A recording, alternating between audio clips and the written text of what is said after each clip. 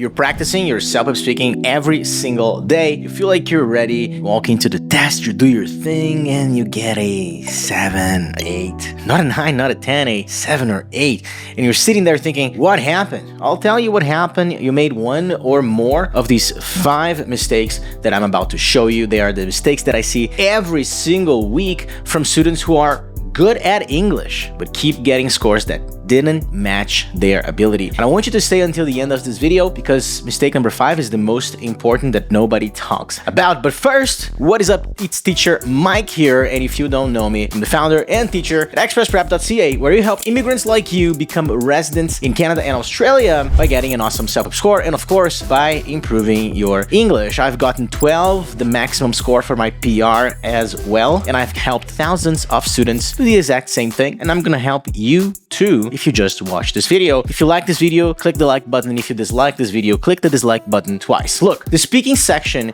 is where most students lose the points that cost them their PR. It's not listening, it's not reading, it's speaking, because speaking is the one section where your habits, your nerves, and your strategy, they show up all at the same time. So let's go through the 5 mistakes, and more importantly, let's fix them. Mistake number 1 is you're finishing too early or you are running out of time. So this is like number 1 mistake I see. And I'm not exaggerating because this comes from many other different things. The CELPIP speaking tasks have a specific time limit. It's 60 seconds for most of the tasks and 90 seconds for 2 of them, task 1 and task 7. And what happens? Students either finish earlier and then sit there in silence, or they are in the middle of a sentence when the timer cuts them off, and both of these things will destroy your score. If you finish too early, the examiner thinks, okay, this person doesn't have anything to say, they don't have good ideas, they don't have good development, the vocabulary is limited. Now, if you don't fill the time, that's bad for you. If you get cut off, the examiner can take out points on organization, on cohesion, coherence, you couldn't manage your time, and you rambled for too long.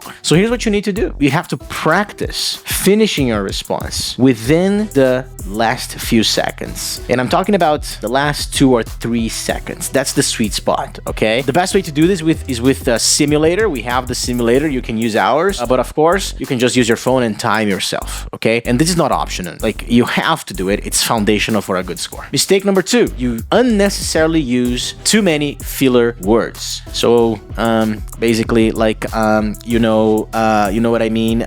Stop. Look, we get it. We all use filler words here and there, and I use them probably in the videos. But in the CELPIP test, if you use them too much, they will kill your fluency score. And fluency is one of the criteria that are going to be part of your score. Now, the worst part is people don't even realize when they're doing it because it's a habit, and habits are invisible, okay? So here's my tip. Learn how to pause. If you are the type of person who says or like too many times, just pause. If you pause, the examiner will listen to that pause and will actually praise you for it. It's good when you pause. But if you go like, then the examiner can hear that and you sound less confident. And that's a big difference. In order to improve that, you can record your answer using a CELPIP speaking prompt and listen to it back to yourself. Look at how many fillers you have used, and I think you notice that this can be one of your problems. Mistake number 3, super common, vocabulary repetition. If the word good appears 5 times in your 60-second response, Houston, we have a problem. Vocabulary variety is one of the criteria.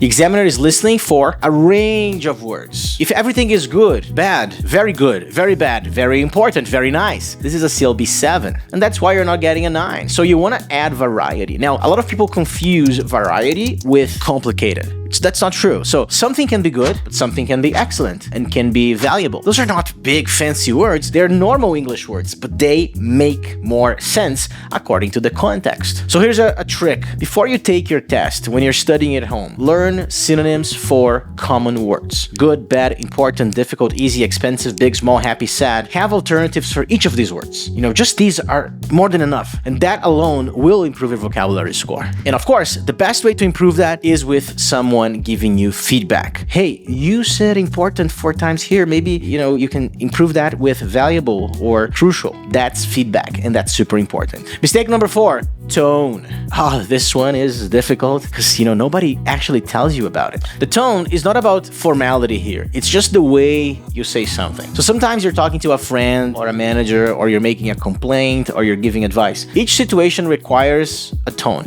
Now, on CELPIP, the tone is usually friendly and respectful, even when you're angry. So if you are calling your friend and, you're talking about a problem at work, you are probably gonna sound frustrated or maybe angry, but you sound polite, all right? Or on the flip side, if you're talking to your friend about a problem that he has at work, then you are going to give advice, again, in a polite way. But if you're talking to your manager, you're not going to say, yo, dude, guy upstairs is being super loud. Like, can you tell him to chill? That's, of course, a problem. So you have to pay attention to the prompt of the CELPIP speaking test and adjust your language. In general, all of these languages have casual speaking in a semi-formal way. They're not super informal. They're also not super formal. Now, if you are talking to a friend, family member, it's warm, it's conversational. If you're talking to someone you don't know, a manager, a landlord, it's polite and professional.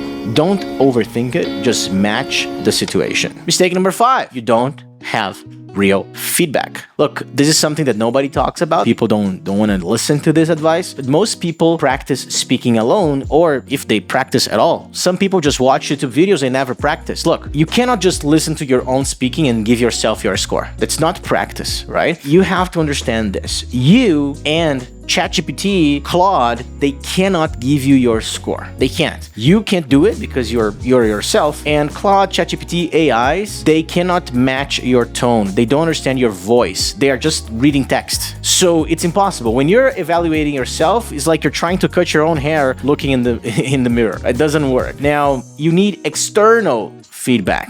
So you need someone that knows the CELPIP criteria. They need to know what is happening and they need to give you exactly what to do. Not AI, not ChatGPT, and not all of these AI tools that you see online because they are not able to listen to you. They're reading text. That's how AI works. You need a real human who listens to you, understands the criteria, and can tell you, hey, you lost points because of this and this and this. This is your mistake on this tone. Your tonality here is wrong. And that's the difference between students who get stuck at 7 or students who get a 9 or a 10, right? The students who are the ones that improve are the ones that get feedback and improve. I see it every single week with our students. Someone comes in with a 7, they have specific mistakes. Maybe it's timing, maybe it's tone, maybe it's their pauses. And within weeks, they are at a level 9 or 10. Not because their English magically got better, but because they finally understood what to fix. So very quickly, let's remember here the 5 mistakes. Bad timing, number 1, if you finish too early or if you get cut off too early as well. Number 2, too many filler words, repeating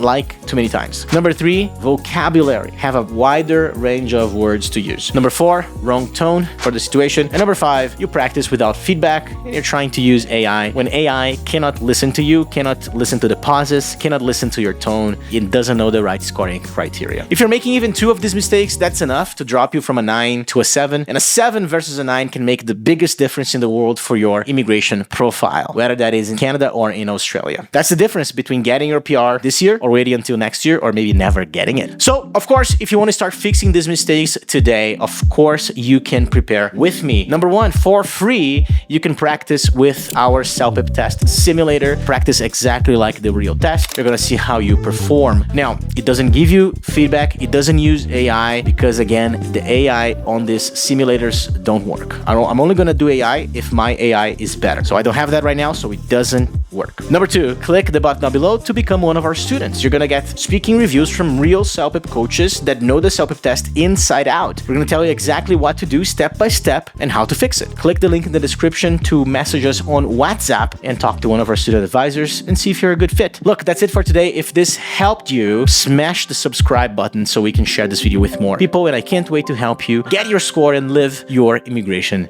dream. That's it for today. I'll see you in the next video. Teacher Mike out.